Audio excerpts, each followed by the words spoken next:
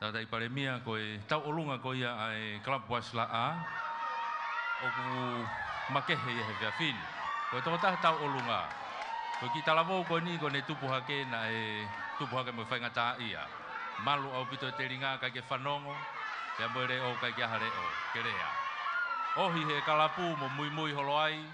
Kia kua poto he solo.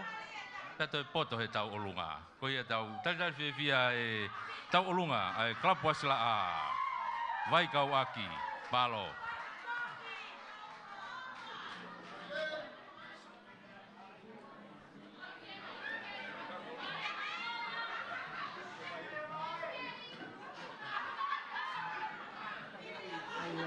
Ke anga ia hoi tangata tau olunga ko ia ai kalapu Wasla A ni toga aia ko officer kolo ke umaapo whainga maari e beho mo vouti vouti he Club Wasla A whainga maari maari e ni tahanoa ni menima pe koe vouti he ding.com fitu hiwa fitu tahanoa ni menima malo.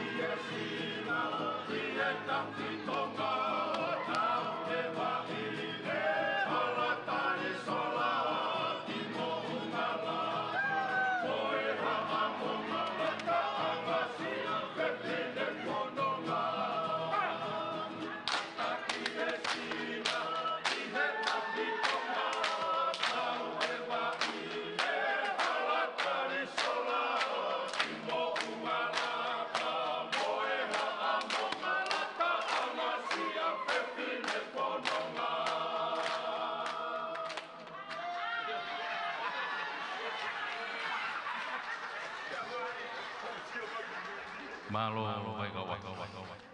Pamalo ki he Club Wasla A. Pei ni tō ua. Koe whika vouti kei whainga maari e pe, tahanoa ni menima, pe koe vouti he ding.com, koe fitu, hiwa fitu, tahanoa ni menima. Malo.